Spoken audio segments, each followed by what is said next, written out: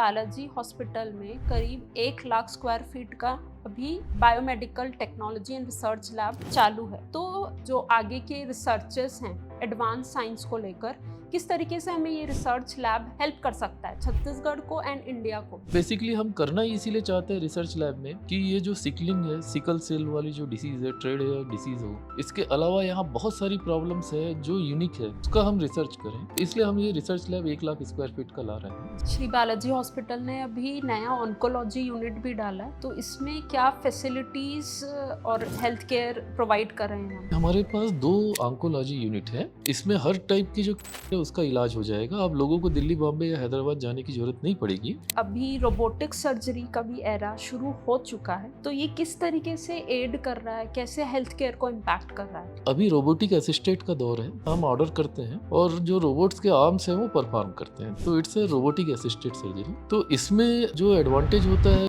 अभी तकरीबन कितना प्राइस डिफरेंस रहता है? प्राइस डिफरेंस काफ़ी रहता है। नॉर्मल सर्जरी जो रहती है वो 50,000 से 1 लाख में होती है, और रोबोटिक सर्जरी जो होती है वो तो ये मेडिकल कॉलेज स्टार्ट करने का जो दौर था, ये कैसा था? इसमें किस तरीके के चैलेंजेस आपने फेस किए? देखिए, मेडिकल कॉलेज के जो नाम्स होते हैं वो बहुत डिफिकल्ट होते हैं। जी। किसी चीज़ में कॉम्प्रोमाइज़ नहीं कर सकते। डिसेक्शन हॉल चाहिए, लेक्चर हॉल चाहिए, लैब चाहिए, एडमिनिस्ट्रेटिव ब्लॉक चाहिए, हॉस्पिटल आपका उतने बेड्स का होना चाहिए। तो इसमें जो 4 साल आपको नुकसान सहने की वो क्षमता होनी चाहिए, क्योंकि आप 5 साल में जाके इसमें आप श्री बालाजी हॉस्पिटल का और मेडिकल कॉलेज का आगे के 10 साल का क्या विजन है? अभी हम लोग जो है आधे रास्ते में हैं। अभी तो ये पौधा ही है, इसको अभी पूरा पेड़ बनाना है। सबसे पहला विजन तो सीएमसी वेल्लोर के तर्ज पे बिल्कुल अपने कॉलेज को आगे बढ़ाना है। बिल्कुल ये कितना मुकम्मल हो पाया है? CMC Vellore it's basically charitable institute. हाँ। इसलिए मैं हमेशा इंप्रेस होता हूँ सीएमसी वेलोर से। हमने 100 रुपीज़ में साल भर तक का फ्री ओपीडी कर दिया है। मेरा भी सपना इसको। आप सोचते कैसे हैं ये सब? मेरे पास में बहुत अच्छी टीम है। आज हम लोग जो है पूरे बालाजी में 2800 लोग हो गए हैं। 2800 लोग का परिवार बालाजी से चलता है। करिकुलम में रोबोटिक सर्जरी या जो एडवांस डायग्नोस्टिक जैसी चीज़ें, रिसर्च लैब जो हमारा आ रहा है, तो वो सारा कुछ भी करिकुलम में डाला जाता है, स्टूडेंट्स को सिखाया जाता है? ये अभी 2022 से जो करिकुलम है, इसमें मेरे को कहानी एक याद आती है। एक जो बच्चा है 3rd क्लास में था, पढ़ने वढ़ने में कुछ भी नहीं था।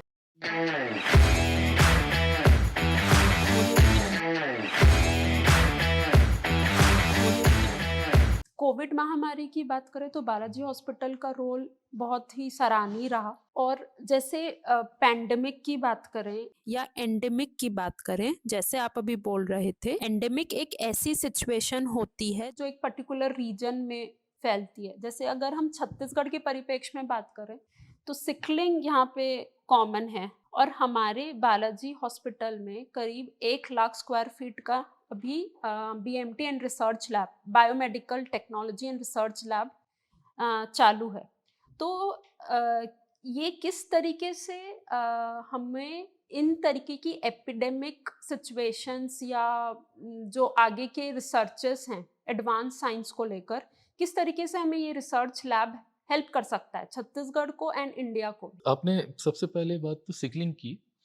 तो सिकलिंग बेसिकली एक जेनेटिक डिसऑर्डर है, जी। और ये जो है ये छत्तीसगढ़ में जो मूल निवासी जितने छत्तीसगढ़ के हैं, लाइक साहू समाज हो गया हम्म। और कुर्मी समाज हो गया, अगरिया समाज हो गया, ये बहुत सारे जो समाज है, निषाद समाज हो गया, ये इसमें ज़्यादा रहता है। इसके अलावा ये महाराष्ट्र के पार्ट में भी है, और ये जो है उड़ीसा में भी जो है, पार्ट ऑफ उड़ीसा में भी है। तो हमारा मेन एम ये है कि हम जो है यहाँ पे 1 लाख स्क्वायर फीट का रिसर्च लैब डेवलप कर रहे हैं, जिसमें मेन फोकस सिकलिंग के ऊपर में ही रहेगा। और ये इंटरनेशनल कोलोब्रेशन के साथ में, लाइक मायो क्लिनिक के साथ में हमको ये करना है, ताकि इसका रिसर्च ऐसा हो कि कल के दिन में जो जीन थेरेपी है जी।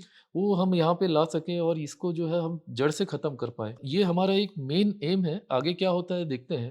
जी। इसके अलावा आपने जैसा बोला, तो मैं एक चीज़ बता रहा हूँ कि जो छत्तीसगढ़ गवर्नमेंट की जो उपलब्धि रही है आज 2000 के बाद में, डिफरेंट गवर्नमेंट आए हैं, लेकिन आप ये देखेंगे तो मैटरनल मोर्टेलिटी रेट, जी। इन्फेंट मोर्टेलिटी रेट बहुत कम हो गई है। मलेरिया लगभग खत्म होने के कगार में है। जी। अब मलेरिया के ऐसे केसेस नहीं रहते, जी। और रहते भी हैं तो जो सेरिब्रल मलेरिया है वो बहुत कम हो गए हैं। जी। मैंने 2004 में भी देखा है जी। कि जब लोगों को मलेरिया से मरते हुए देखा, लेकिन आज आप मुश्किल से साल भर में 10-15 केसेस ही सुनते होंगे न्यूज़ में या कहीं पे भी कि मलेरिया से। नहीं तो जी। उस समय तो कॉमन था, 10-15 लोग तो रोज मरते थे जी। जी। छत्तीसगढ़ में। तो आज मलेरिया की जो स्कीम जो है, मलेरिया जो है धीरे-धीरे खत्म हो रहा है। लाइक सेरेब्रल मलेरिया या फैल्सिफॉर्म जो फैटल मलेरिया जो बोलते हैं, जो सेप्टिसेमिया करता है, जी। तो ऐसे मलेरिया काफ़ी कम हो गए हैं। तो ये होते हैं और बाकी रही बात तो कभी-कभी बस्ट होता है हेपेटाइटिस का, हुँ। जो कि अपन जिसको नॉर्मल भाषा में पीलिया बोलते हैं, जी, वो भी काफ़ी कम हो गए हैं। तो यदि हम देखें तो ओवरऑल हमारी जो हेल्थ केयर है छत्तीसगढ़ की काफ़ी इम्प्रूव हुई है, जी, काफ़ी सुधरी है। जी, जी, तो ये सी चीज़ रहती है, यहाँ पे रिसर्च लैब की ज़रूरत है, यहाँ एक्चुअल जी, में रिसर्च लैब की ज़रूरत है। जी, यहाँ जो जो रिसर्च लैब जो है इंटरनेशनल कोलैबोरेशन के साथ में रहे, ऐसे जी, रिसर्च लैब की इसलिए बालाजी हॉस्पिटल, एक तो मेडिकल कॉलेज और इंस्टीट्यूट में फ़र्क ही होता है रिसर्च लैब का जी, और सुपर स्पेशलाइजेशन का। जी, तो हम बेसिकली हम करना ही इसीलिए चाहते हैं रिसर्च लैब में कि ये जो सिकलिंग है, सिकल सेल वाली जो डिसीज़ है, ट्रेड है डिसीज़ हो, थैलेसीमिया है, जी, इसके अलावा यहाँ बहुत सारी प्रॉब्लम्स है जो यूनिक है। कुछ ऑटो इम्यून डिसऑर्डर है जो यूनिक है, यहाँ पे होती है यहाँ के लोगों का। तो उसका हम रिसर्च करें, जी, तो इसलिए हम ये research lab 1 lakh square feet का ला रहे हैं, जी, जो कि जी, इंटरनेशनल स्टैंडर्ड का रहेगा। जी, वहाँ पे काफ़ी पीएचडी वाले हैं जो बाहर के देश के भी रहेंगे, यहाँ के भी रहेंगे। जी, तो ये काफ़ी आगे फ़ायदेमंद रहेगा ये। जी, जी। श्री बालाजी हॉस्पिटल ने अभी नया ऑन्कोलॉजी यूनिट भी डाला है, तो इसमें क्या फैसिलिटीज़ और हेल्थ केयर प्रोवाइड कर रहे हैं हम? हमारे पास 2 ऑन्कोलॉजी यूनिट हैं। एक तो जो जोरा में है अभी जो 2 महीना पहले हमने स्टार्ट किया है। जी, इसमें हाई एनर्जी रेडिएशन दिया हुआ है, ट्रू बीम जो होता है वो और पैट स्कैन है। तो इसमें हर टाइप की जो कैंसर है उसका इलाज हो जाएगा। अब लोगों को दिल्ली, बॉम्बे या हैदराबाद जाने की ज़रूरत नहीं पड़ेगी। जी, साथ-साथ इसमें जो है हमने एओआई से हमने जो है वो टाई अप किया हुआ है। AOI means American oncological institute. इनकी दुनिया में ये सबसे बड़ी कैंसर की चेन है। जी, इनके 27 जगह पे पूरे इंटरनेशनल में इनके ब्रांच है। जी, और इनमें जो प्लानिंग होगी, जी, वो डायरेक्ट यूएसए और यूके से भी एक बार जो है कन्फर्म होगा। तो एक्यूरेसी डायग्नोस्टिक एक्यूरेसी काफ़ी बढ़ जाएगी इसमें। जी, एक जी, प्रिसिजन बढ़ जाएगा। लोगों को जो कैंसर के लिए जो इलाज के लिए जो बाहर जाना पड़ता था, जी, वो जाने की ज़रूरत नहीं पड़ेगी। और अभी हमारे यहाँ का खुद का जो इंस्टीट्यूट है, ये जो चालू होगा ये अप्रैल में होगा ये। यहाँ पे जी। हाई और लो एनर्जी दोनों है along with the PET scan. अभी रोबोटिक सर्जरी का भी एरा शुरू हो चुका है, तो ये किस तरीके से एड कर रहा है? कैसे हेल्थ केयर को इम्पैक्ट कर रहा है? देखिए टेक्नोलॉजी हमेशा जो है वो आपके लिए हेल्पफुल ही रहती है। जी, रोबोटिक सर्जरी अभी रोबोटिक असिस्टेड का दौर है। हुँ, अभी फुल रोबोटिक सर्जरी नहीं होती है। मतलब जी, असिस्टेड मतलब करते हम हैं, हम ऑर्डर करते हैं जी, जी, और जो रोबोट्स के आर्म्स हैं वो परफॉर्म करते हैं। तो इट्स अ जी, रोबोटिक असिस्टेड सर्जरी। तो इसमें जो एडवांटेज होता है इसमें एक तो ट्रिमर नहीं होते। जो लोगों की हाथ की जो झुनझुनाहट होती है वो ख़त्म हो जाती है। जी, जी, दूसरा स्टेबिलिटी मिलती है। जी, इसमें ब्लड जो है वो कम डैमेज होने के चांसेस रहता है क्योंकि इसमें जो कैमरा रहता है दैट इज़ 3D और उसको आप जो है कैमरे को काफ़ी ज़्यादा आप ऊपर-नीचे, आजू-बाजू, दाएँ-बाएँ ये सब कर सकते हैं। तो एक विज़न बहुत अच्छा मिलता है। एक जी, लिमिटेड में जहाँ पे कि आप लैप्रोस्कोपिक नहीं जा सकते या हाथ से नहीं जा सकते, वहाँ आप रोबोट में जा सकते हैं क्योंकि छोटे से एरिया को आप बहुत ज़्यादा फ़ोकस कर सकते हैं। जी, दूसरा इसमें आपका कम पेन होता है क्योंकि जो होते हैं इसमें कम पोर्ट की ज़रूरत पड़ती है क्योंकि रोबोट्स होता है तो। और जो पोस्ट ऑपरेटिव जो पेन होता है, जो फ़ॉलो-अप में जो पेशेंट्स को जो दिक्कत होती है, वो उसका हमको एडवांटेज मिलता है। कुल मिला के जी, लेकिन ये खर्चीला होता है ये, बट जी, ये है कि पोस्ट ऑप में या लंबे समय तक ट्रीटमेंट की ज़रूरत नहीं पड़ती। तो ये कुल मिला के ये जो है, जी। ये अभी जो आज के इरा में यदि हम बोले तो आपकी स्किल को ये 50 से 70% बढ़ा देता है। आपने जैसे बोला कि रोबोटिक असिस्टेड सर्जरीज़ होती हैं, जी, that means doctors also need to be accustomed या एंड वेल ट्रेन्ड। बिल्कुल, अगर किसी को रोबोटिक सर्जरी करना है, तो वो डॉक्टर को भी पहले ट्रेनिंग बिल्कुल, सीख लेनी ट्रेनिंग पड़ती रहती है, होगी। बिल्कुल। 15 जी, दिन की ट्रेनिंग होती है इसमें जी, और रोबोटिक असिस्टेड होती है। ये धीरे-धीरे इवॉल्व हो रहा है। अब इसमें एआई आएगा, इसमें साथ में। जी, तो एआई में काफ़ी ज़्यादा एडवांटेज रहेगा क्योंकि रोबोट भी फिर हमको ये चीज़ बताएगा कि नहीं भई यहाँ आपको नहीं काटना है, यहाँ पे जो है ब्लड की जो है वेसल्स जा रही हैं। तो जी, ये सब चीज़ भी इसमें इनकॉर्पोरेट हो रहा है। जी, फिर उसके बाद में तीसरा स्टेज जब जाएगा, उसमें ये आएगा कि आपको सिर्फ़ ऑर्डर करना है कि भाई ये करिए और वो खुद बता देगा कि नहीं भई ये ब्लड वेसल्स है, इस ब्लड वेसल्स को हमको पहले से बता के रखना है कि इसको काटना है, नहीं काटना है, तो रोबोट फिर वैसे ही करते जाएगा। और फिर चौथा स्टेज जब जाएगा, जब रोबोट खुद सर्जरी परफॉर्म करेगा। बट ह्यूमन बीइंग में जो सबसे बड़ा जो डिसएडवांटेज रोबोटिक सर्जरी का ये होता है, ये हम बोले फुली रोबोटिक सर्जरी का, जो आज से 15-20 साल के बाद जो फेस करेंगे, कि इसमें वेरिएशन, एनाटॉमिकल वेरिएशन बहुत होता है। माने हमको खुद सर्जरी के दौरान हमको कई बार डिसीजन लेना पड़ता है, जी, जब हम माइंड से जाते हैं, अरे यार यहाँ तो ये जो वेसल्स है ये अलग जा रही है, जी, ये 2 वेसल्स नहीं आ गई हैं, जी, ये जी, पैथोलॉजी के कारण में और ये चेंजेस हो गया है, ये ट्यूमर के कारण में ये वेसल्स इधर से जिसको जाना चाहिए राइट में, वो लेफ्ट से जा रही है, या जी, है ही नहीं। जी, तो इस टाइप के डिसीजंस जो है वो रोबोट नहीं ले पाएगा। जी। एक तो ये, ह्यूमन टच हाँ, चाहिए ही। ह्यूमन टच चाहिए होगा, ये जी, डॉक्टरों की इम्पोर्टेंस कम नहीं होगी इससे। जी, हाँ, लेकिन ये है कि एक्यूरेसी, प्रिसिजन, ये सब चीज़ बढ़ जाएगा। पेशेंट्स के लिए जो है ये पेनलेस रहेगा, ब्लडलेस रहेगा, फ़ॉलो-अप में काफ़ी इम्प्रूवमेंट होगा और फ़ॉलो-अप काफ़ी आसान हो जाएगा कि रोबोटिक सर्जरी की है, उसके बाद आपको डॉक्टरों को एक बार ही दिखाना है, फिर दिखाने की ज़रूरत नहीं। जो बार-बार आप आते हैं, उसकी ज़रूरत नहीं पड़ेगी। जी, जी, क्योंकि आपकी सर्जरी इतनी एक्यूरेट रहेगा कि डॉक्टर को भी कॉन्फिडेंस रहेगा, नहीं यार ये रोबोट से अपन ने किया, एक्यूरेट किया, इनको बार-बार बुलाने की ज़रूरत नहीं है। जी, जी, जी, तो इस टाइप की एडवांटेज रहेंगी जी, और जब ज़्यादा क्वांटिटी में ये सर्जरी होने लगेंगी तो ये सस्ती भी हो जाएँगी। जी, जी। अभी तकरीबन कितना प्राइस डिफरेंस रहता प्राइस होगा? डिफरेंस काफ़ी रहता है। नॉर्मल सर्जरी जो रहती है वो 50,000 से 1 लाख में होती है हुँ, हुँ। और रोबोटिक सर्जरी जो होती है वो मिनिमम जो है वो आपको 1.5 लाख से चालू होती है और ढाई 3 साढ़े 3 लाख रुपए तक जाती है। जी, जी। तो लगभग 2.5 टू 3 टाइम्स बढ़ बढ़ जाता गया। है जी, इसमें। जी, जी। जी। जैसे आपके बहुत सारे इंटरव्यूज़ में मैंने सुना कि 2015 से ही आप मेडिकल कॉलेज भी स्टार्ट करना चाह रहे थे एंड फाइनली हमें एमबीबीएस सीट्स मिल गई थी 2021 में और अब रिसेंटली पीजी प्रोग्राम्स भी हमने शुरू कर दिया है। तो ये मेडिकल कॉलेज स्टार्ट करने का जो दौर था, ये कैसा था? इसमें किस तरीके के चैलेंजेस आपने फेस किए? देखिए, मेडिकल कॉलेज के जो नाम्स होते हैं वो बहुत डिफ़िकल्ट होते हैं जी, और इसलिए काफ़ी कम प्राइवेट मेडिकल कॉलेज हैं। जी। तो मेडिकल कॉलेज में लैंड रिक्वायरमेंट होता है जी, कि मिनिमम 10 एकड़ ज़मीन आपको एक जगह चाहिए हॉस्पिटल के साथ में। 10 एकड़ ज़मीन आपको दूसरी जगह चाहिए। शहर में एक तो ज़मीनों की रेट इतनी ज़्यादा रहती है कि एक इतना एक साथ रखना एक चंक में बड़ा मुश्किल होता है। जी। तो सबसे पहला चैलेंज तो ज़मीन का होता हुँ, है। दूसरी होती है बिल्डिंग्स, क्योंकि इसके नॉर्म्स इतने रहते हैं कि इसमें आपको जो किसी चीज़ में कॉम्प्रोमाइज़ नहीं कर सकते। डिसेक्शन हॉल चाहिए, लेक्चर हॉल चाहिए, लैब चाहिए, एडमिनिस्ट्रेटिव ब्लॉक चाहिए, हॉस्पिटल आपका उतने बेड्स का होना चाहिए। तो एक तो दूसरी होती है बिल्डिंग। जी। तीसरी होती है जो सबसे बड़ी चीज़ होती है वो होती है मैन पावर की, जो जी, फैकल्टी है, क्योंकि इसमें professor, associate professor, assistant professor, आपके एसआर, फिर जेआर, ये काफ़ी लगते हैं। जी, जी। तो कोई भी ब्रांच में मिनिमम जो है आज के दिन में जो नॉर्म्स कर दिया उसमें 11 से 12 जो है टीचर्स चाहिए। तो ये भी बहुत ज़्यादा डिफ़िकल्ट होता है ये अरेंज करना। जी, जी, और साथ-साथ ये होता है कि उसके बाद आपका रनिंग कॉस्ट, जी, जो रनिंग कॉस्ट होता है वो काफ़ी ज़्यादा है। जी, क्योंकि क्या होता है ये इसमें पहला 1 बैच आता है, फिर जब दूसरा बैच आता है तो 2 बैच होती है, ऐसे करते-करते 5 साल जब पूरा होता है तब 5 बैच आती है। जी, और इसमें जो खर्चे होते हैं जो शुरू के दिन से ही 5 बैच के खर्चे होते हैं। और तो इसमें जो 4 साल आपको नुकसान सहने की जो है वो क्षमता होनी चाहिए। जी।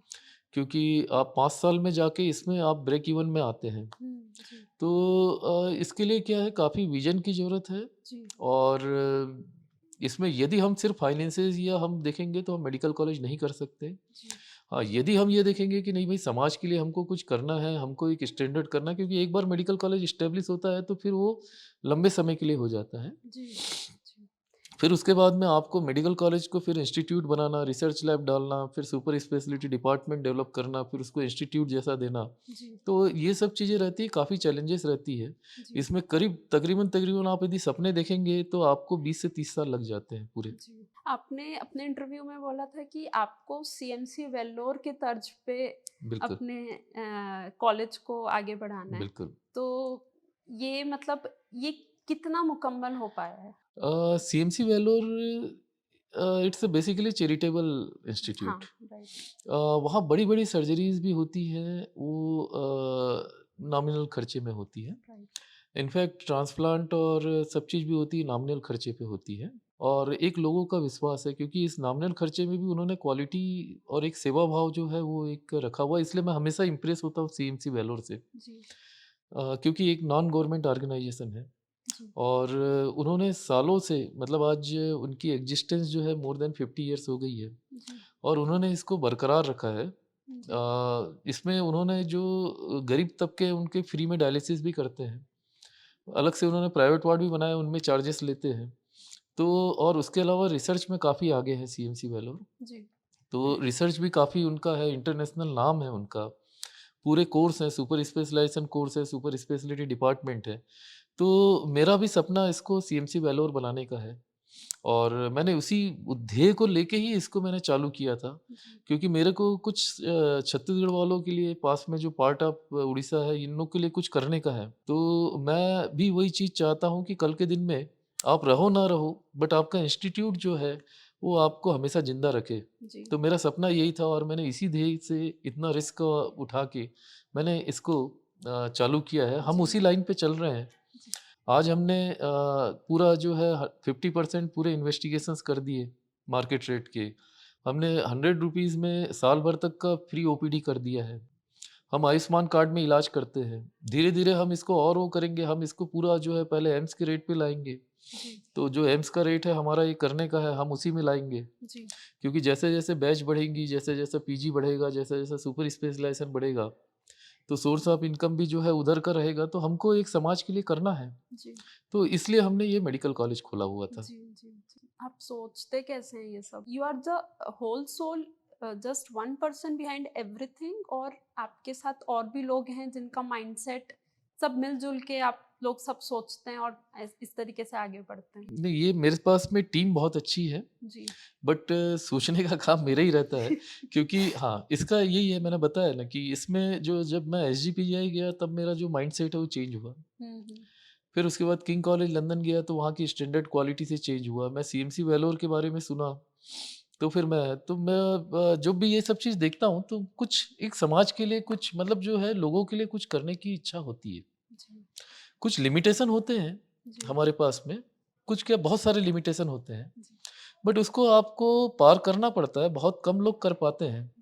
तो ये करना है और सीएमसी वेलोर बनाना है, इसको चैरिटेबल इंस्टीट्यूट बनाना जी, है ना? क्योंकि कुछ था तो नहीं जब चालू किए थे तो, आज इतना सब कुछ है, तो समाज ने जब इतना दिया है तो समाज को भी लौटाना जी, है ना? बिल्कुल। और इसी वे पे हम लोग जो है आज जो है पिछले 5 सालों से 2018 से जो चालू किए, पिछले 6 सालों से, जी, हम लोग जब भी बेबी गर्ल जब आती है तो हम लोग ₹1 नहीं लेते, नॉट अ जी, सिंगल चार्ज जी, इवन फॉर मेडिसिन, जी, है ना? इवन फॉर सिज़ेरियन या नॉर्मल डिलीवरी भी हम फ्री ऑफ कॉस्ट रखते हैं, उनको मेडिसिन का भी पैसा नहीं लेते। जी, जी, 1000 से ज़्यादा अभी तक बेबी गर्ल यहाँ पे हो चुकी हैं और हमने पैसा नहीं लिया उनसे एक भी रुपए। जी, जी। वो सब इसीलिए लिया है क्योंकि समाज को कुछ लौटाना है, एक क्या मदर की मुस्कान देखने के लिए, हुँ, कि नहीं तो थोड़ा-सा ये देखता था जब मैं यहाँ पे राउंड लेता था तो, कि जिनका बेबी बॉय हुआ उनकी माँ चहक रही है, वहीं पे बाजू में ही जो है वो बेबी गर्ल वाली माँ मदर है, वो थोड़ी-सी मायूस है। हुँ। लेकिन जब से हमने ये स्कीम किया है ना, वो ज़्यादा चहकती है, उसके मुँह पे ज़्यादा मुस्कान दिखती जी, है, चेहरे पे ज़्यादा स्माइल दिखती है। तो जी, इससे अपने आप को भी खुशी होती जी। है ना? और अब इतना बड़ा हो गया है तो ये सब चीज़ें तो करनी है, कुछ समाज को देना भी है, जी। ये चीज़ें। तो हुँ, ये तो अंदर से ही आती है ये चीज़ें क्योंकि आज क्या है कि आज सब कुछ जो है समाज ने दिया, बालाजी भगवान ने दिया, मदर-फादर ने दिया, जो भी है उनका आशीर्वाद रहा, समाज के सब बड़े-बुजुर्गों का आशीर्वाद रहा, सबका साथ रहा, एक रिलेशन रहा। तो आप जब हो गए हैं, नहीं तो हम थे क्या? हम तो हमारे पास कुछ भी नहीं रहता। आज ऐसे ही करते रहते, प्रैक्टिस करते रहते, 20-30 बेड का एक हॉस्पिटल रहता, बस वहीं पे रहते। आज यदि ऊपर वाले ने कुछ दिया है, तो अब उसका कुछ अलग करना चाहिए। ये दिल से आती है, ये अपने जी, आप से आती है।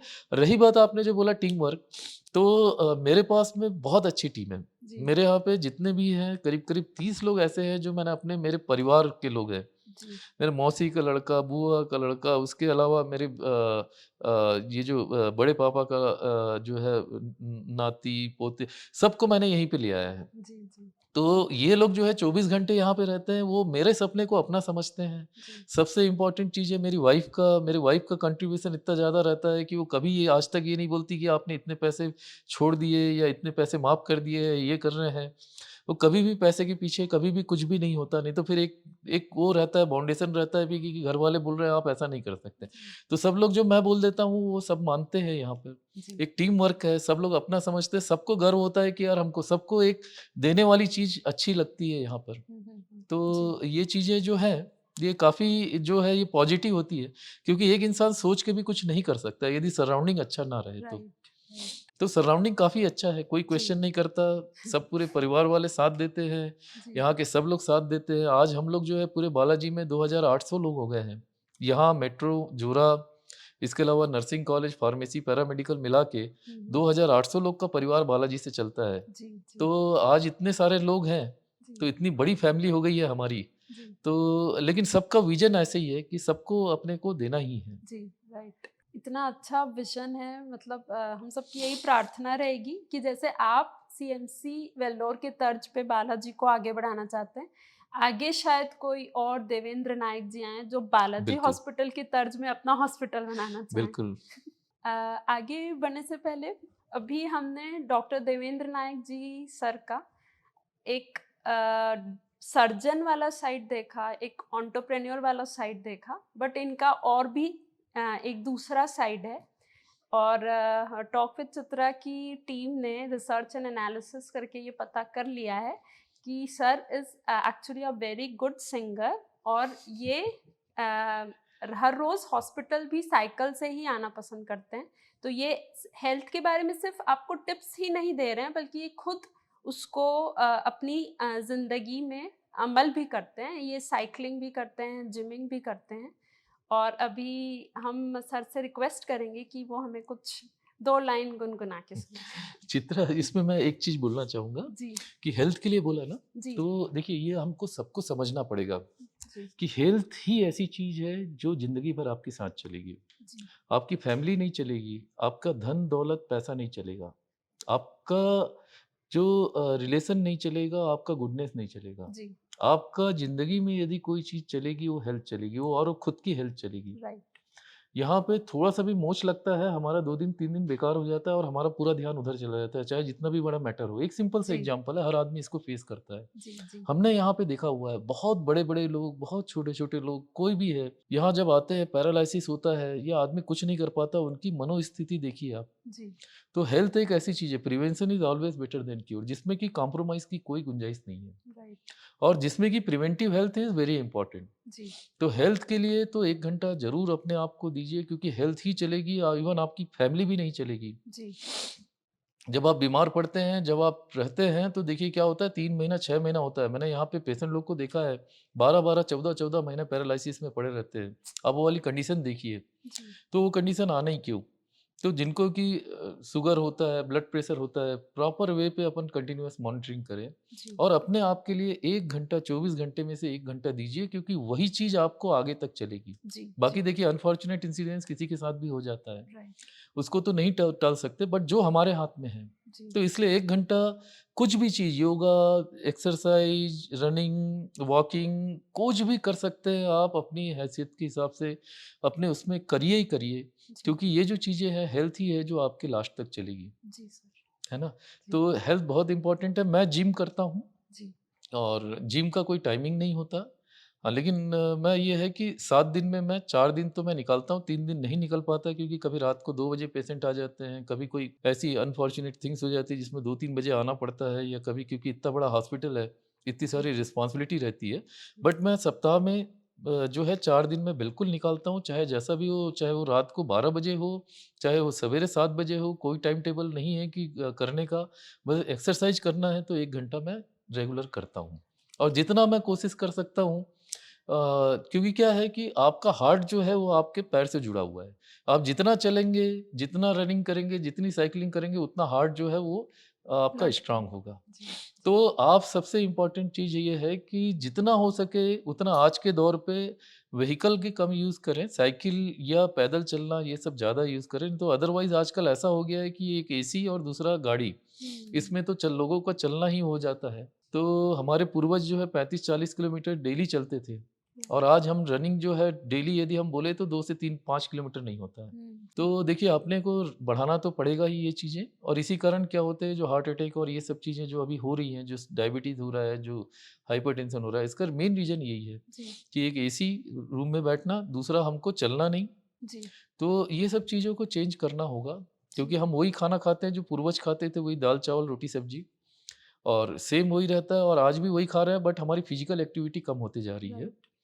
है ना? और दूसरा हमारी बाउंडेशन कम होती जा रही है, जो धूप में जो हम सह लेते थे वो आज वो कैपेसिटी नहीं है, टॉलरेंस कम हो रहा है। तो ये सब चीज़ें जो है हेल्थ बहुत इंपॉर्टेंट है। जब मैं मेडिकल कॉलेज में था तो मैंने 3 साल गिटार बजाए और उस समय मैं थोड़ा क्लासिकल संगीत जो है वो मैंने सीखा था कुछ।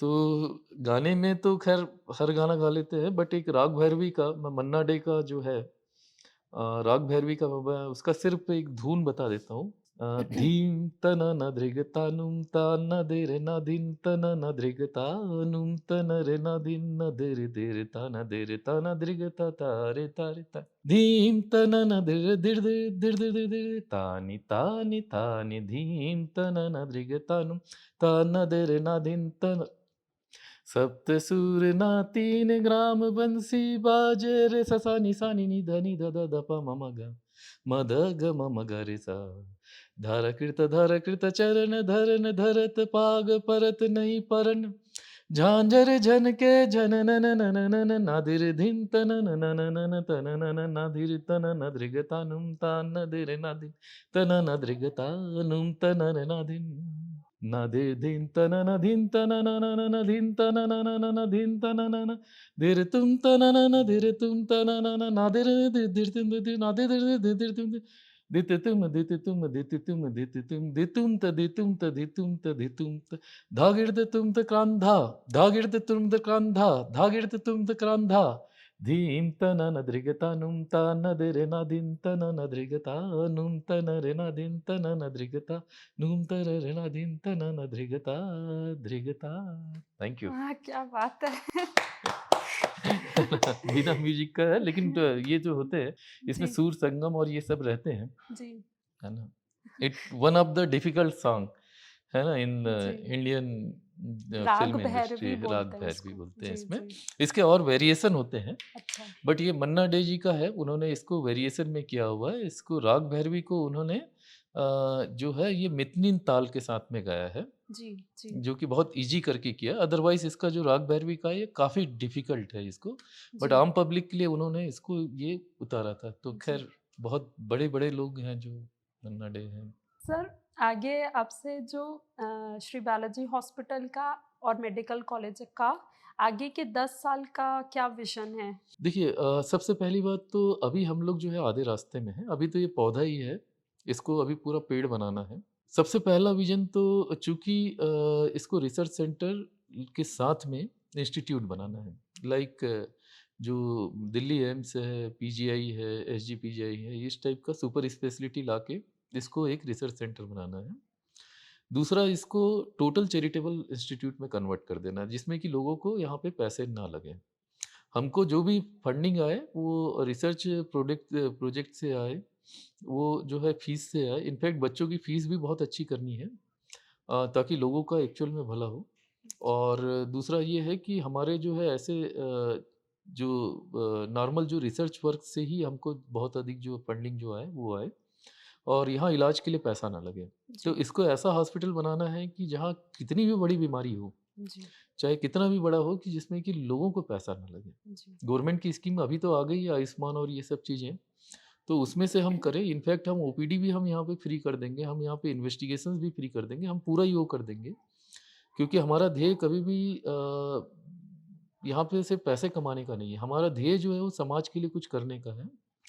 और एक जो है समाज के लिए सिर्फ़ ऐसा नहीं कि फाइनेंशियली हम कर रहे हैं तो करने का, एक स्टैंडर्ड क्वालिटी के साथ में कि जैसे सिकलिंग है उसको हम ख़त्म करें यहाँ पे।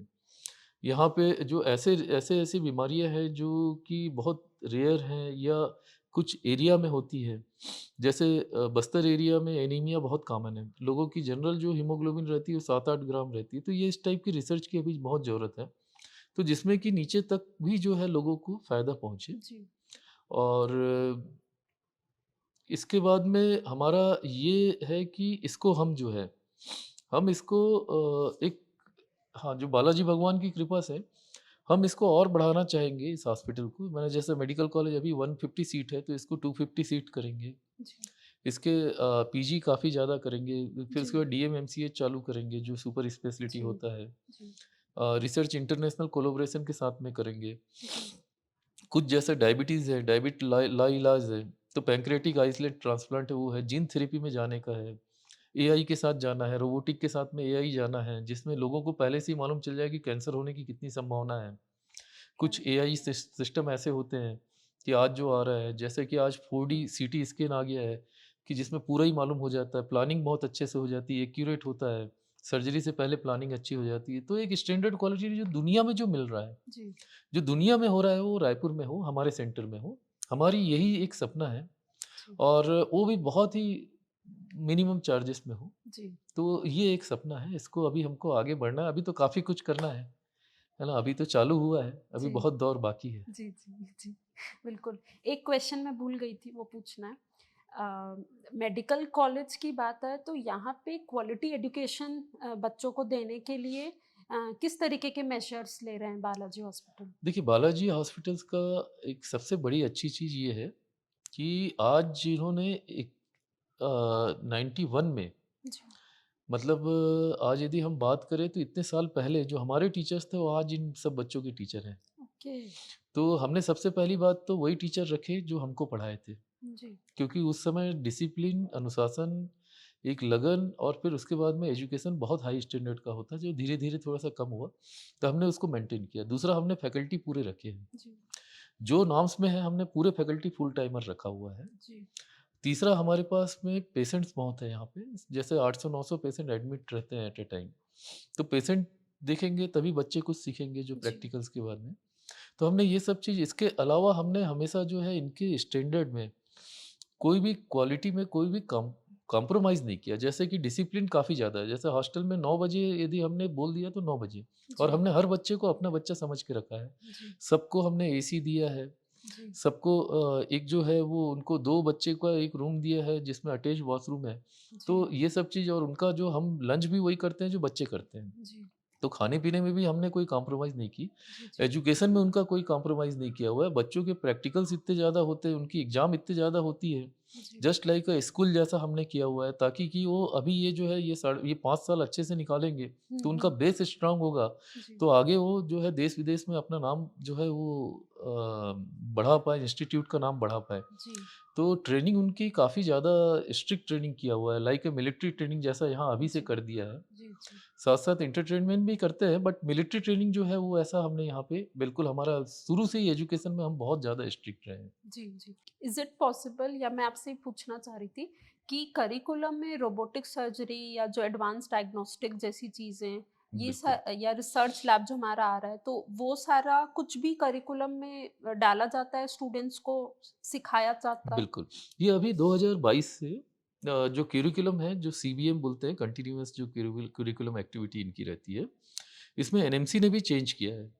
Now a day research lab is must for every medical college. उनको मॉलिक्यूलर लैब, जेनेटिक्स लैब ये तो चाहिए ही चाहिए। साथ में उन्होंने स्किल लैब को भी ज़्यादा फ़ोकस किया हुआ है, जिसमें कि यदि मान लो पेशेंट नहीं मिलते तो आप जो मैनीक्विन्स के ऊपर में भी आप उसमें प्रैक्टिकल कर सकते हैं। जी। तो स्किल लैब जो है आजकल मैंडेटरी कर दिया है। हुँ, इसके अलावा जो है इन्होंने रोबोटिक और एआई को अभी पीजी कोर्स में भी डाल दिया है। तो एनएमसी जो है वो समय के हिसाब से चल रही है, जो जी, नेशनल मेडिकल कमीशंस है और जी, ये जी, ये इंडिया के हर मेडिकल कॉलेज को फॉलो करना पड़ता है। जी, तो ये फॉलो तो हो ही रहा है। हमारे कॉलेज में भी बहुत अच्छे से फॉलो हो रहा है ये। जी, इस ह हम लोग अभी एक स्किल लैब अभी जो बना रहे हैं वो करीब-करीब जो है 20 करोड़ का स्किल लैब है। जिसमें कि बच्चों का सब हो, जिसमें कि नर्सिंग का भी रहे, नॉट ओनली मेडिकल कॉलेज। हमारा अभी डेंटल कॉलेज भी आ रहा है तो डेंटल के बच्चों के लिए भी रहे, वो नर्सिंग के लिए भी रहे। तो हमने अभी बैंक में अभी दिया हुआ है और अभी हम एक स्किल लैब जो है वो अभी यहाँ पर अभी डेवलप कर रहे हैं। जी, क्योंकि स्किल लैब हो गया, रोबोटिक हो गया, एआई हो गया, रिसर्च लैब हो गया, ये जेनेटिक्स लैब हो गया, मॉलिक्यूलर लैब हो गया। Now a day it is essential और आने वाला समय ऐसा ही होने वाला है कि आपको प्रिवेंटिव हेल्थ होगा। आपको पहले से मालूम चलेगा कि कैंसर हो रहा है, नहीं हो रहा है, शुगर जी, हो रहा है, नहीं हो रहा जी, है, जी, कितनी प्रोबेबिलिटी है आपके पास में कि जी, आपको यदि आप 35 साल के हो तो आपको 40 साल में शुगर होगा या 45 साल में शुगर होगा। ये एआई वाली जो सिस्टम है जी, ये चीज़ आएँगी। इसके अलावा आपका जैसे शुगर और ब्लड प्रेशर वाले हर दिन मेडिसिन खाते हैं, खाना ही पड़ता है। तो आज जीन थेरेपी आएगी क्योंकि जीन थेरेपी अब दौर ऐसे ही आ गया है। कि परमानेंट क्योर। अभी तक कोई भी परमानेंट नहीं चलता, मेडिकल साइंस में परमानेंट क्योर किसी चीज़ का नहीं है। जी। अब ये परमानेंट क्योर की तरफ जा रहा है, जीन थेरेपी की तरफ जा रहा है, प्रिवेंटिव की तरफ जा रहे हैं। ये जो है ये प्रिजम्पशन की तरफ जा रहे हैं। जी। ये रोबोटिक एक्यूरेसी की तरफ जा रहे हैं, क्वालिटी की तरफ जा रहे हैं। जी। क्योंकि ये जाना ही पड़ेगा, क्योंकि ये वेस्टर्न कंट्रीज़ में आ चुकी हैं। तो जीन थेरेपी अभी इतनी ज़्यादा इवॉल्व हो रही है कि मुझे ऐसा लगता है कि 1-2 साल में डायबिटीज़ और हाइपरटेंशन और ये सब चीज़ों के लिए मेडिसिन खाने की ज़रूरत नहीं पड़ेगी। या ज़रूरत पड़ेगी भी तो अभी जो है महीने में 1 बार। जी। जैसे इंसुलिन पंप आ गया है अभी, हाँ जी। जो कि महीने में 1 बार लगाना है। तो ये इस टाइप की चीज़ें अब आएँगी और इसी का ही अब जो है ज़माना है, क्योंकि हम डेवलप्ड की तरफ जा रहे हैं। जी। तो ये सब चीज़ करने का है। जी, जी। अंत में before wrapping up this wonderful insightful episode, आपसे एक मैसेज जानना चाहेंगे। मैसेज फॉर समाज के लिए, for all those aspiring doctors जिनके आइडियल आप हो, फॉर ऑल दोज़ पीपल जो जो अपना खुद को हॉस्पिटल खोलना चाहते हैं। आपको 3 अलग मैसेज देने हैं। जी। देखिए, सबसे पहली बात तो समाज के लिए अपने को समझना पड़ेगा prevention is always better than cure. बीमार मत पड़िए, उतना अपने आप को टाइम दीजिए, 24 घंटे में से 1 घंटा अपने आप को दीजिए। चाहे एक्सरसाइज़ हो, चाहे योगा हो, रनिंग हो, वॉकिंग हो, अपने हेल्थ के लिए आपको 24 घंटे में से 1 घंटा आपको देना पड़ेगा। यदि आप ये नहीं देंगे तो आप आगे जाके दिक्कत होगा। दूसरा ये है कि जो हम यहाँ पे देखते हैं और ज़्यादातर जो फेस करते हैं कि हेल्थ के नाम पे आदमी 1 रुपए भी नहीं बचाता। चाहे वो कितना भी एजुकेटेड आदमी हो, चाहे खुद डॉक्टर हो। तो आपको हेल्थ को प्रायोरिटी देनी पड़ेगी। आज अपन कहीं मॉल जाने के लिए हो गया या कहीं एंटरटेनमेंट जाने के लिए हो गया या रेस्टोरेंट जाने के लिए हो गया, उसके लिए हमारे पास जेब में पैसे रहते हैं, बट हेल्थ के लिए नहीं रहते। और ये एक्चुअल हकीकत है। हेल्थ हमेशा हमारे लिए इमरजेंसी होती है, क्योंकि हम सोचते ही नहीं है कि कल हम बीमार पड़ेंगे। तो अब ऐसा है कि आपको सोचना पड़ेगा, आप इंश्योरेंस कराइए, हेल्थ के लिए पैसा इंश्योरेंस नहीं करा सकते, कोई दिक्कत नहीं, हेल्थ के लिए पैसा बचाइए। एक इम्पॉर्टेंट सेक्टर है। एज होता है, एज से ऊपर कोई नहीं होता। आज आप हैं, आपके साथ में आपके मदर फादर हैं, आपके बहन सिस्टर हैं, आपके साथ में आपके बहुत सारे रिलेटिव हैं। आपको हेल्थ के लिए पैसा बचा के रखना ही पड़ेगा, एक इम्पॉर्टेंट सेक्टर है। या तो इंश्योरेंस करा के रखिए या हेल्थ के लिए रखिए, क्योंकि हेल्थ को इमरजेंसी मत बनाइए, क्योंकि जब भी इमरजेंसी होती है हेल्थ में, वहीं आदमी लापरवाह होता है। आज आप इंश्योरेंस कराएँगे, आपको 2 दिन सर्दी-खाँसी ठीक नहीं होगी, आप जाके अस्पताल में एडमिट हो जाएँगे। लेकिन आपके पास यदि इंश्योरेंस नहीं होगा, तो आप उसको टाल-मटोल करते जाएँगे कि यार अभी देख लेते हैं, अभी तो बुखार है, देख लेते हैं।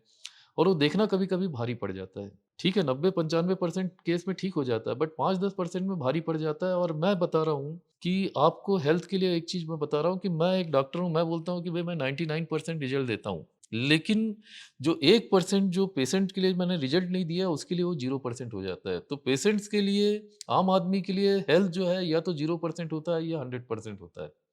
या तो जब वो ठीक हो जाता है तो 100% ठीक हो जाता है, ठीक नहीं होता, यदि जान चली जाती है तो 0% हो जाता है। तो यहाँ पे परसेंटेज नहीं चलता कि भैया ये इतने लोग ठीक हो गए या इतने लोग वो हो गए। हेल्थ बहुत इंपॉर्टेंट इशू है। तो ये जो है ये मैं समाज के लिए दूँगा कि मैसेज कि आप डेली 1 घंटा अपने लिए निकालिए, खुद के लिए निकालिए, और दूसरा हेल्थ के लिए पैसे बचा के रखिए। हेल्थ को एक इम्पॉर्टेंट सेक्टर समझिए, हेल्थ को इमरजेंसी मत बनाइए, केयरलेस मत बनिए। ज़रा भी थोड़ी छोटी-सी भी दिक्कत आती है, डॉक्टर के पास जाइए, क्वालिफाइड डॉक्टर के पास जाइए। प्रॉपर इन्वेस्टिगेशंस कराइए, आप बहुत बड़ी बीमारी से आप बच जाएँगे। कभी किसी दिन आप फँसते हैं तो फिर बहुत दिक्कत हो जाती है।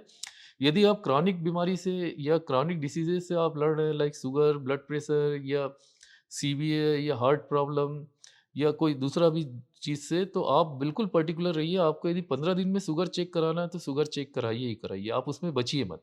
ब्लड प्रेशर मशीन रख लीजिए, शुगर की मशीन रख लीजिए, एक्सरसाइज़ कीजिए, ये सब चीज़ आप करिए, आप बिल्कुल सुखी रहेंगे।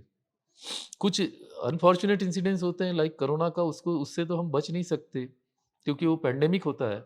बट यदि इंडिविजुअल लेवल पे यदि लें, तो मैं बोल रहा हूँ कि 99% चीज़ या 100% चीज़ ऐसी है जो अवॉइडेबल होती है, जो हम अवॉइड नहीं करना चाहते, और इसलिए हम जो है बाद में जाके आईसीयू में भर्ती होते हैं और फिर उसके बाद क्राइसिस होती है हमारे पास में। तो ये जो है मैं समाज के लिए मैसेज दे रहा हूँ। मैं डॉक्टर के लिए मैसेज देना चाहूँगा कि जो डॉक्टर जो बोला आपने, तो देखिए क्या होता है ना कि जब ये जो प्रोफ़ेशन है, ये नोबल प्रोफ़ेशन है। इसको भगवान के बाद में दूसरा दर्जा दिया गया है। इसमें जो है कि आपको इतना इज़्ज़त, शोहरत, रुतबा, नाम मिलता है, पैसा पीछे-पीछे भगता है कि जो दूसरे प्रोफ़ेशन में नहीं रहता। बट एक चीज़ है कि ये जो प्रोफ़ेशन है इसमें सॉरी या एक्सक्यूज़ नहीं चलता। क्योंकि ये हमारा ही प्रोफ़ेशन ऐसा नोबल प्रोफ़ेशन है जो लाइफ़ और डेथ के साथ डील करता है। इसमें सॉरी और एक्सक्यूज़ नहीं चलता है। मैं हमेशा बोलता हूँ कि मैं इस प्रोफ़ेशन को जो मेरे जो एसजीपीजीआई के टीचर हैं वो बोला करते थे, ये जो प्रोफ़ेशन है वो एयर ट्रैफ़िक सिस्टम जैसा है। आज यदि हम एयर ट्रैफ़िक सिस्टम का देखें तो फेलियर रेट जो होता है वो 1 करोड़ में से 1 होता है, 0.00001% है ना? लेकिन क्या होता है यदि जिस समय आपका एक्सीडेंट हुआ तो उसमें जितने यात्री सवार होते हैं, चाहे वो 150 हो, चाहे 250 हो, चाहे वो 700 हो, वो कोई नहीं बचता। तो आप ये नहीं बोल सकते कि अपन कि 1 करोड़ में से 1 हो गया, तो ये है। उसको भी जो है एयर ट्रैफिक जो फ्लाइट सिस्टम होते हैं, एयर फ्लाइट सिस्टम होता है, उसको भी दूर करने की कोशिश करते हैं। बट तो हमारा सिस्टम ऐसे ही है कि इसमें एक्सक्यूज़ और सॉरी नहीं चलता। दूसरा विश्वास, विश्वास तभी होगा जब हम हॉनेस्ट होंगे, हम अपने लिए ऑनेस्ट होंगे, पेशेंट के लिए ऑनेस्ट होंगे, तो हमको जो है ऑनेस्टी देखनी है। हम जो है बहुत कम सुविधाओं में भी आज जो इंडिया की जो कंडीशन है, हम बहुत अच्छा रिज़ल्ट देते हैं।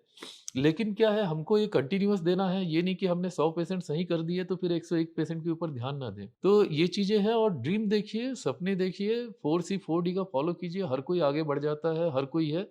बट ये है कि ऑनेस्टी होनी चाहिए आपको खुद के लिए, समाज के लिए और समाज के लिए कुछ करने का जज़्बा होना चाहिए आपका।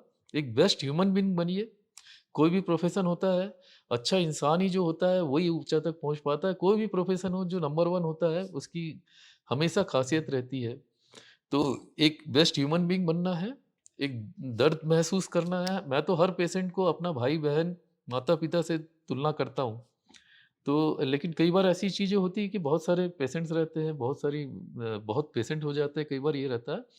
लेकिन दर्द महसूस करना है, तब फिर अपन सब है और सब कुछ कर सकता है, इंसान सब कर सकता है। यदि आपने ठान लिया इतने अच्छे आप एमबीबीएस कर लिए, आपने एमएस कर लिया, आपने डीएम, एमसीएच कर लिया या चलो एमएस भी कर लिया, आप सब कुछ कर सकते हैं। बट ये है कि सच्चाई होनी चाहिए, रियलिटी होनी चाहिए खुद के लिए। बहुत सारी किंतु-परंतु तो सब में लगता है। मैं जो डॉक्टर जो हॉस्पिटल अपना डालना चाहते हैं, मैं उनके लिए मैसेज करना चाहूँगा कि आप विज़न रखिए, आप पहले अपना गोल फिक्स कीजिए और आज के दिन में हॉस्पिटल डालना काफ़ी आसान हो गया है क्योंकि बैंक आपको लोन दे देती है लेकिन उसके लिए आपको प्लान करना पड़ेगा। आपको अपने जो है फाइनेंशियल एडवाइज़र एक रखिए, आप सीए रखिए, जो आपको गाइड कर पाएँगे कि आपको कैसे-कैसे करना है, लेकिन आपको पेशेंस रखना पड़ेगा। हर चीज़ जो है आज यदि कोई भी चीज़ होती है उसके लिए टाइम लगता है, आज 10-15 साल लगते हैं। आप अपनी स्किल डेवलप कीजिए पहले, सर्जरी में एक्सपर्ट होइए, साथ-साथ गोल रखिए। अब ये सिर्फ़ वो ज़माना गया कि आप अच्छे डॉक्टर हैं, आप अच्छे सर्जन हैं, तो आप अच्छे सर्जन रहेंगे। आज आपको सर्जन के साथ-साथ आपको मैनेजमेंट स्किल भी डेवलप करनी पड़ेगी। आपको एक टीम वर्क भी डेवलप करना पड़ेगा, आपको अपनी टीम बनानी पड़ेगी जो जिनके ऊपर आपको फ़ैथ है और वो आपके ऊपर फ़ैथ करते हैं। क्योंकि अकेला आदमी कुछ नहीं कर सकता, टीम वर्क भी होता है। ये है कि एक का नाम होता है बट ऐसे टीम चाहिए ही चाहिए, उसमें जो है जो आपके भरोसेमंद लोग रहें। जो आपने बोल दिया उसको करना है, चाहे 24 घंटे रहे तो ये ऐसा 24 घंटे ही रहे जिसके लिए आपको कुछ अलग से उनको करना पड़ेगा। तो ऐसा एक टीम डेवलप कीजिए, आप मैनेजमेंट स्किल रखिए। आजकल काफ़ी आसान हो गया है, लोन मिल जाती हैं काफ़ी ज़्यादा, वैल्यूएशन प्रॉपर्टी के हो जाते हैं आज, लेकिन ये भी है कि आज ज़मीन भी बहुत महँगी हो गई है, इंस्ट्रूमेंट महँगा हो गया है, कंस्ट्रक्शन कॉस्ट महँगा हो गया है। बट यदि आप सोचेंगे तो आज से यदि 5-10 साल के बाद का प्लानिंग करेंगे तो आप बिल्कुल कर सकते हैं, आप उस लाइन पे कीजिए। सबसे पहली बात तो आपको खुद सबसे पहला बेस्ट ह्यूमन बीइंग बनना पड़ेगा। आपको लोगों से रिलेशन बनाने पड़ेंगे, आपको लोगों के लिए कुछ करना पड़ेगा, तब जाके आपको लोग जो है वो सपोर्ट करेंगे, जब आपको लोग मानेंगे। दूसरी बात ये है कि अपने को खुद स्किल डेवलप करना पड़ेगा, आपको सर्जरी में परफेक्ट होना पड़ेगा, आपको ऐसी सर्जरी करनी पड़ेगी कि जिसमें और उसमें आपको पूरा टाइम देना पड़ेगा। ऐसा नहीं होगा कि आपने सर्जरी कर दी, उसके बाद नहीं देख रहे हैं या कुछ कर रहे हैं या फिर 4 सर्जरी और मिल रही तो कहीं पे भी जा रहे हैं। और सबसे पहली बात अपनी धरातल बनाने की आवश्यकता है। इसमें यदि हम ये सोचेंगे कि नहीं भई हम 5-6 नर्सिंग होम में जाके ऑपरेट कर रहे हैं या वहाँ पे जाके पेशेंट देख रहे हैं और नाम बना रहे हैं, ऐसा नहीं। एक जगह आपको बैठना पड़ेगा क्योंकि हमारे में एबीसीडी जो बोलते हैं उसमें अवेलेबिलिटी सबसे बड़ा क्राइटेरिया है। आपको अवेलेबल होना पड़ेगा जब भी मरीज़ की ज़रूरत पड़ती है, चाहे वो रात को 12 बजे हो, चाहे 1 बजे हो, चाहे वो 3 बजे हो। कई बार ऐसा हुआ है कि मैं फैमिली के साथ में कहीं गया हुआ हूँ, मैं इनफैक्ट पिक्चर गया हुआ हूँ, बीच में कॉल आया है और मैं लौट के आया हूँ। तो ये जो चीज़ें हैं, आप जितना लोगों को दोगे, एक कहावत है, आप जितना देते हो उतना आपको वापस मिलता है। तो आपको लोगों को देना पड़ेगा, आपको उनका दुःख दर्द समझना पड़ेगा, आपको प्लानिंग करनी पड़ेगी। तो ये फ़ील्ड ऐसी है कि आपको खुद का स्किल डेवलप करना है, मैनेजमेंट आपको साथ में करना है, लोगों का विश्वास जीतना है, तो आप कुछ भी कर लेंगे। और रही बात तो आजकल बहुत आसान हो गया है। लोन मिलता है, बहुत सारी गवर्नमेंट की स्कीम है जिसके कारण में जो है हॉस्पिटल चलती है। और आपको एक टीम जो है बहुत अच्छा बनाना पड़ेगा, और उसके बाद आपका सब कर सकते हैं। सब धीरे से आप कोशिश करिए, 20-50 बेड से चालू कीजिए और धीरे-धीरे उसको बढ़ाते जाइए, और ये सब हो जाता है। एक शुरू में तो ऐसा लगता है, लेकिन बाद में जब आप 20 साल के बाद मुड़ के देखेंगे तो ये सपना जैसा लगता है कि ये कैसे हो गया करके। शॉर्ट टर्म कुछ नहीं होता। हमेशा जो भी आदमी करता है वो लॉन्ग टर्म होता है। जिस आदमी के पास में धैर्य होता है और धैर्य के साथ में जिसके पास में लगन हो, वो आदमी हमेशा सक्सेस होता है। सक्सेस नहीं होने वाली तो बात ही नहीं है। तो पेशेंस और डेडिकेशन रखिए इसमें, प्लानिंग अच्छे से कीजिए इंटेलिजेंट वे पे, तो सब हो जाता है। तो मैंने यही चीज़ देखा है कि, और दूसरा अननेसेसरली टेंशन, स्ट्रेस, इससे बचिए, इरिटेबिलिटी से बचिए किसी भी चीज़ से। क्योंकि आज जो चीज़ सोचते हैं, समय जो सबसे बड़ा चीज़ होता है, आज जो सोचते हैं, हमारे लिए बड़ा मुश्किल होता है कि आज एक-एक पल काटना, लेकिन आज यदि आज 6 महीने बाद देखेंगे तो वो पल हमको याद भी नहीं रहते हैं। तो जो है धैर्य, पेशेंस, लगन, आपका नेचर, ये जो चीज़ें होती है, ये बहुत इंपॉर्टेंट चीज़ होती है, सिर्फ़ थियोरेटिकल बात नहीं है। ये और साथ-साथ प्लानिंग, करेज और रिस्क उठाना। आपको ये सब चीज़ करेंगे, कोई भी आदमी कुछ भी कर सकता है, और ये प्रोफ़ेशन तो इतना अच्छा है कि ये डायरेक्ट लोगों से जुड़ा हुआ है। तो आप सब कुछ कर सकते हैं, ऐसा नहीं कि आपके पास में कुछ नहीं है। और मेरे बहुत सारी चीज़ें, नेगेटिव चीज़ से हटिए, पॉज़िटिव सोचिए, पॉज़िटिव आप सोचेंगे, आप कुछ भी कर सकते हैं। मेरे को जो कहानी एक याद आती है, वो ये है कि एक जो बच्चा है, वो था क्लास में, सेकंड क्लास में था, काफ़ी पढ़ने-वढ़ने में कुछ भी, थर्ड क्लास में था, पढ़ने-वढ़ने में कुछ भी नहीं था, तो उसके टीचर ने उसको एक बार, सब परेशान हो जाते कि बदमाशी-वदमाशी खूब करता था वो। तो टीचर ने उसको, उसके बच्चे को एक पुर्जा दिया और बोला कि इसको अपनी मदर को दे देना। मदर ने उसको खोल के देखा तो ये बोला कि आपका बच्चा जो है not up to the standard, वो कुछ भी नहीं कर सकता, उसकी इंटेलिजेंट नहीं है वो मॉरन है, और इधर-उधर ज़्यादा करता है, दूसरे बच्चे को बिगाड़ा, हम ये बच्चे को रस्टिकेट कर रहे हैं। तो मदर ने उस बच्चे को यही चीज़ बोला कि नहीं बेटा, इसमें ये बोला है कि तुम्हारा बच्चा बहुत अच्छा है, और इसको अब ये जो है, ये स्कूल में पढ़ाई की ज़रूरत नहीं है ना? इसको आप जो है ये अपने आप ही पढ़ लेगा। तो उसकी मदर ने जो भी उसको अरेंज किया, और वहीं पे ही होम उसको ट्यूशन दिया। और वही बच्चा जो है, आज जो हम जो देख रहे हैं इलेक्ट्रिसिटी, थॉमस एडिसन अल्वा, जो थॉमस एडिसन जो बना, जो बल्ब का आविष्कार किया, वही बच्चा था। तो वो पॉजिटिविटी होती है। जो पॉजिटिविटी, उसकी मदर ने उस दिन उसको डाँट दिया रहता कि नहीं तुम तो कुछ नहीं कर रहे हो, ये चीज़ें हैं, तो आज वो बल्ब का आविष्कार नहीं होता। तो पॉजिटिविटी रखिए हमेशा, पॉजिटिव, पॉजिटिव लोग ही कुछ कर सकते हैं, नेगेटिव लोग नहीं कर सकते हैं। नेगेटिविटी तो बहुत सारी चीज़ें हैं बोलने के लिए। हम तो हर चीज़ बोल सकते हैं, हमारे पास पैसा नहीं है, हमारे पास धन नहीं है, हमको तो कुछ मिला नहीं, हमारे पास इतने सारे हिंड्रेंस है ना? लोग नहीं आते हैं, बड़े-बड़े हॉस्पिटल हैं, वहाँ पेशेंट चले जाते हैं, हमारे पास नहीं जाते, तो बहुत सारी चीज़ें हैं। जो है तो पॉजिटिविटी चाहिए, धैर्य, लगन चाहिए, और अच्छी सोच रखिए, समाज के लिए कुछ करने का सोचिए, आपको समाज बिल्कुल वापस देगा इसको। और बाकी एक ये है कि एक शक्ति होती है जिसके ऊपर विश्वास करना है, चाहे वो हम कुछ भी, किसी भी रिलीजन में कुछ भी बोलें, तो वो शक्ति पे विश्वास रखिए, और यदि अच्छाई रहेगी तो वो शक्ति हमेशा साथ देती है। किंतु परंतु यद्यपि सबके साथ में लगता है, हम 90 से 95% दे सकते हैं, उतना दीजिए, समाज एक्सेप्ट करता है। 5-10% हर किसी में रहेगी कमी। उस चीज़ में मत जाइए, तो 5-10% की बात मत कीजिए। जब भी बात करना है आप 90% की बात कीजिए। अच्छे लोगों की बात कीजिए, अच्छा सोचिए, अच्छा करिए, सब हो जाता है। सब कर लेते हैं। विज़न रखिए, एक गोल सेट कीजिए, सब हो जाएगा। और मैंने तो देखा अपनी लाइफ़ में, मैंने ये चीज़ किया है, और मैंने देखा भी है, जो किए हैं वो लोग सब सक्सेस हुए हैं। आज भी जितने, मैं अकेला थोड़ी हूँ। यहाँ छत्तीसगढ़ में बोले तो आज मेरे साथ-साथ आज कम से कम नहीं तो 200 लोग सक्सेस हैं। वो सक्सेस इसीलिए हुए हैं क्योंकि उन्होंने यही विचार रखा है। नेगेटिविटी वो नहीं रखे, वो पॉजिटिविटी रखे हैं। इसलिए वो सक्सेस हुए हैं। तो ये है मेरा जो अपकमिंग डॉक्टर्स का है, जो अपकमिंग जो हॉस्पिटल खोलना चाहते हैं, जी। मेरा ये जो है संदेश यही है कि आप बड़े बनिए, बड़ा सोचिए, बड़ा अपना धैर्य रखिए, सब हो जाता है। ऊपर वाले के ऊपर विश्वास रखिए, समाज के लिए कुछ करने के लिए करिए, जी। सब अच्छा हो जाता है। आप बहुत कुछ कर सकते हैं। Thank you sir, thank you so much for your time और इतना चलिए, अच्छा थैंक यू। एपिसोड आपने दिया आज। Thank you so much.